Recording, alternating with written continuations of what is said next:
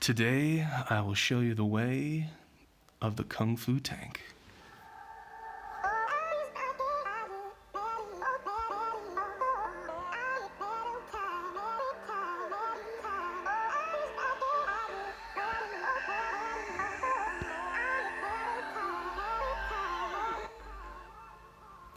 Welcome back to another Bit Legends video. Hopefully you've seen the last one where we talked about the Bounty Hunter tank. That is an amazing build. It's very strong, and I have been enjoying it for the past week or two.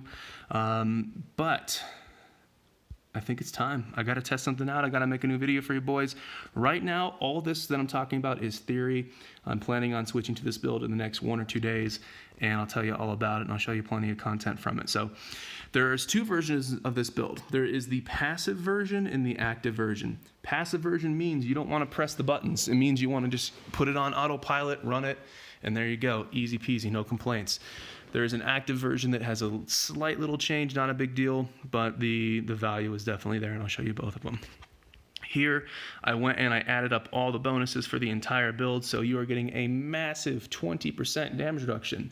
You're getting 5% block, dodge, and then 2.5 absorb, and 3.5 diversion, and you can see all the other stuff. I'd rather just talk about it all the way through. So to do this, you can start at the bottom. I think it makes more sense to start at the top and get all your passive abilities first, but you can make those decisions. You're going to start off at block. You're going to go 5% in block. You're going to go to rebirth. You're going to get 5% hit point regen each round. There's a lot of things in the game that are kind of pointing tanks into going to a meat shield style build, and the reason I mention that is because the more hit points you have, the more health that you're getting each turn. The downside of this is that it's based per turn. So if you have low speed, low agility like most tanks do, you're not getting a ton of turns. Maybe you're getting 1, maybe 2 turns in each battle if we're talking about raids and your DPS players are blowing everything up. But it's more healing than you would get otherwise. Your other options would be to come over here and pick up hit points. Having more hit points is great, but somebody's got to heal those hit points up. And so it looks like that's going to be you, Mr. Tank. Hit point leech, you're not doing a ton of damage, so you're not getting a lot of value out of this. And also if you're not getting attacks in, maybe you're using a heal skill, then you're not going to get value off this, or if you get dodged. So not a lot of value to get there. Moving on, you are going to get 5% dodge because dodge and evading stuff is amazing. 2.5% absorb, no complaints there, that's awesome. And then look at this, this is almost the star of the show. 15% damage reduction, but you're losing 5% damage. As a tank, you're not doing any damage, so it doesn't matter, you don't care.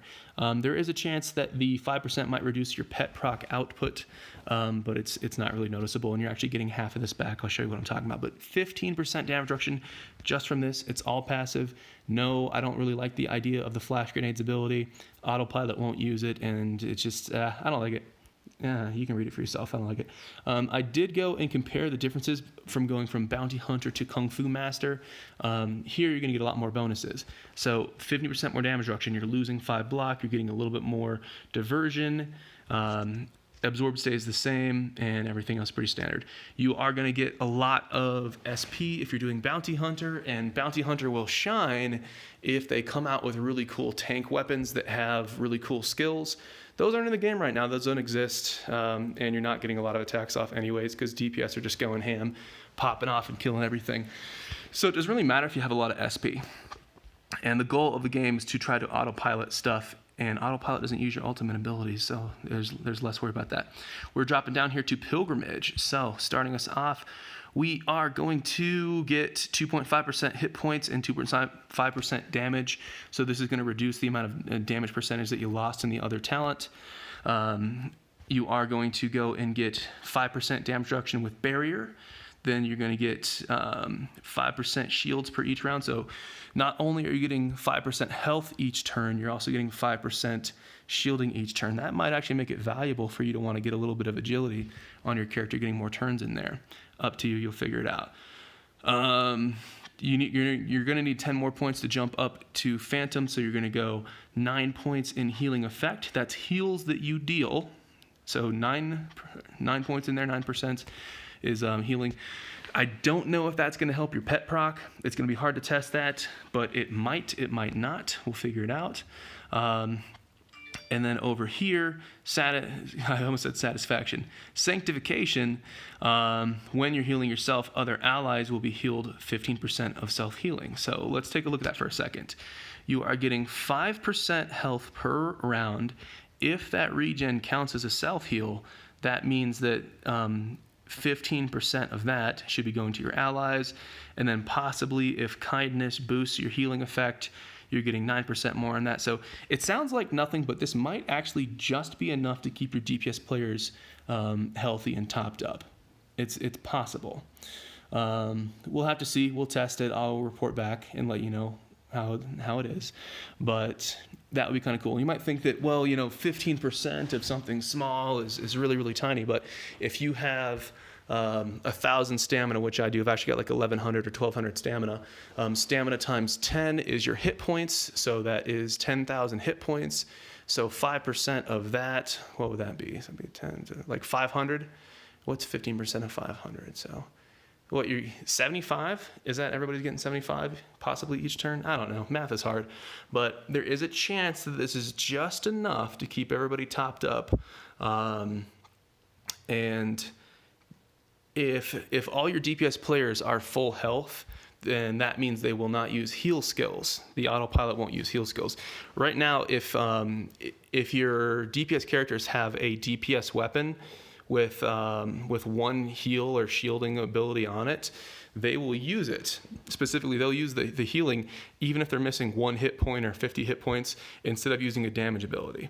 So if this is just enough to make that work, and keep everybody topped up so that the autopilot is not using the healing abilities, that is actually going to significantly increase the DPS and increase or decrease the time it's going to take you to get through raids and things like that. If all this healing stuff is horrible and it sucks, you could actually just grab speed, because if you're getting more turns in, more speed means you're getting more turns in and you're going to get your healing and shielding per turn faster. So speed is not horrible for a tank in this situation. Or the other option is elemental resistance could become popular if we see a lot of elemental stuff going on there.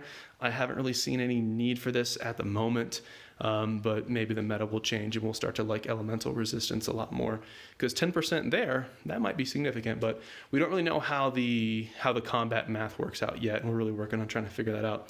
And then over here, diversion. You're going to get 3.5% diversion. That is huge.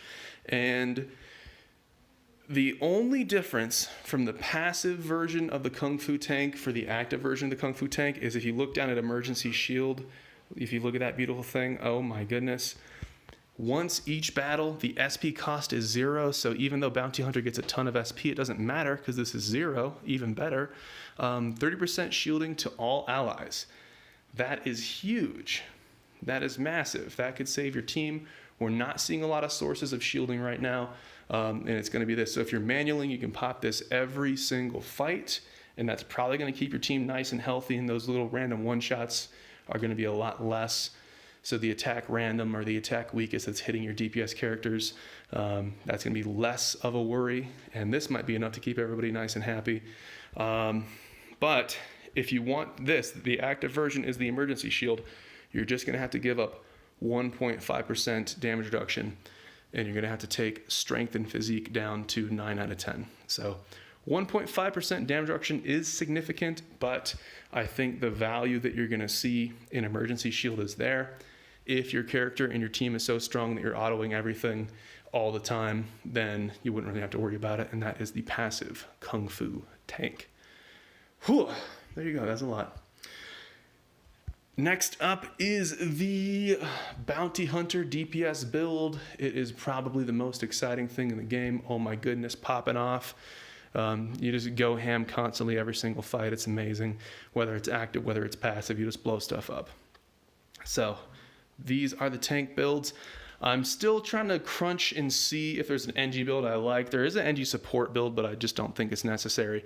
And the Bounty Hunter DPS build that is coming out, that video is coming out after this one, that'll tell you exactly why. As always, I appreciate you guys for watching, and I will see you in the next video.